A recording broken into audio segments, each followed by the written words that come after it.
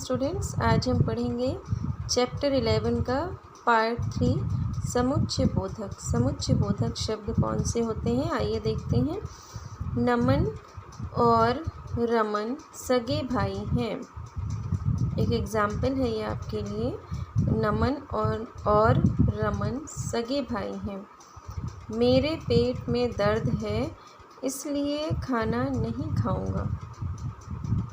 चाहे बल्ला ले लो चाहे गेंद। ये देखिए 3 एग्जाम्पल आपको दिए गए हैं, तीनों अलग अलग तरह के एग्जाम्पल हैं।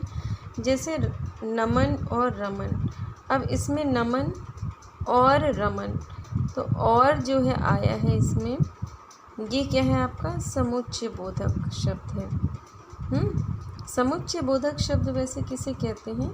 समुच्चय बोधक शब्द वे होते हैं जो दो शब्दों, वाक्यांशों अथवा वाक्यों को जोड़ने वाले शब्द समुच्चय बोधक शब्द या समुच्चय बोधक अव्यय कहलाते हैं। समझ रहे बात को आप? जैसे कि मेरा कहने का ये मतलब है कि कोई भी दो शब्द हो, जैसे नमन और रमन 2 शब्द हैं, है ना। 2 वाक्यांशों या 2 वाक्यांश हैं अगर, या 2 वाक्यों को जोड़ने वाले, जैसे 2 वाक्य देखिए इसमें जुड़े हैं। मेरे पेट में दर्द है इसलिए खाना नहीं खाऊंगा। एक वाक्य ये हुआ मेरे पेट में दर्द है, दूसरा वाक्य कौन सा हुआ? खाना नहीं खाऊंगा। अब इन दोनों को कौन से शब्द ने जोड़ा आपस में? इसलिए शब्द ने इन दोनों वाक्यों को जोड़ा और फिर ये एक वाक्य बन गया, है ना। तो ये इन दोनों वाक्यों को जोड़ने वाला, इसलिए ये जो शब्द है ये समुच्चय बोधक शब्द है। अब ये यहाँ पे 2 शब्द हैं, उन दोनों को आपस में किसने जोड़ा? नमन और रमन। तो ये इन दोनों को किसने जोड़ा? और ने। तो ये और क्या हुआ आपका? समुच्चय बोधक। अब यहाँ पर भी देखिए, चाहे बल्ला ले लो चाहे गेंद, इन दोनों में चाहे यहाँ पे प्रयोग हुआ है और चाहे यहाँ पे, ये दोनों इसको गेंद को बल्ला ले लो या गेंद, इनको आपस में जोड़ रहे हैं, तो ये समुच्चय बोधक शब्द हैं। इन शब्दों में आए शब्दों और, इसलिए तथा चाहे पर ध्यान दो। जैसे मैंने आपको बताया कि इस पे हमने ध्यान दिया कि कैसे इन्होंने शब्दों को, वाक्यों को जोड़ा आपस में, है ना। ये शब्द या तो 2 शब्दों को, जैसे नमन और रमन, या 2 वाक्यों को या वाक्यांशों को मिला रहे हैं। इन शब्दों को योजक या समुच्चय बोधक अव्यय कहते हैं। योजक भी कह सकते हैं, योजक या समुच्चय बोधक अव्यय कहते हैं, है ना। इस प्रकार हम कह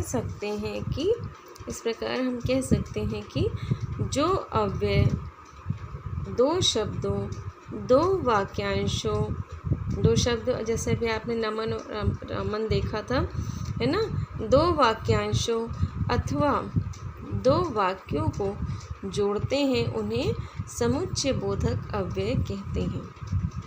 ठीक है बच्चों, तो इससे आपको कुछ क्लियर हो गया होगा वैसे। और बाकी देखिए यहाँ पे कुछ समुच्चय बोधक शब्द इस प्रकार के हैं। कौन से हैं?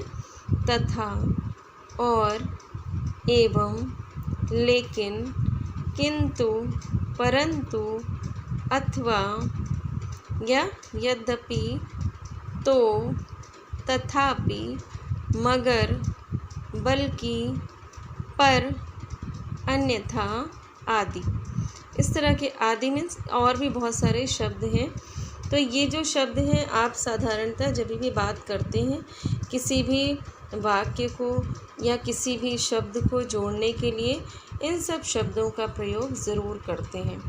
तो इन्हीं शब्दों को हम समुच्चय बोधक अव्यय कहते हैं या समुच्चय बोधक शब्द कहते हैं, या योजक भी कहते हैं। इन शब्दों को योजक भी कहते हैं।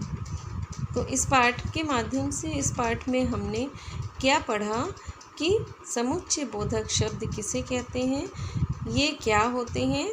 एक बार फिर से देखते हैं। दो शब्दों, वाक्यांशों अथवा वाक्यों को जोड़ने वाले शब्द समुच्चय बोधक अव्यय होते हैं। समुच्चय बोधक को योजक भी कहते हैं। समुच्चय बोधक को क्या कहते हैं, योजक भी कहते हैं। ओके स्टूडेंट्स, आप आई होप कि आप अच्छे से समझ गए होंगे समुच्चय बोधक शब्द या समुच्चय बोधक अव्यय। Okay, thank you, good bye.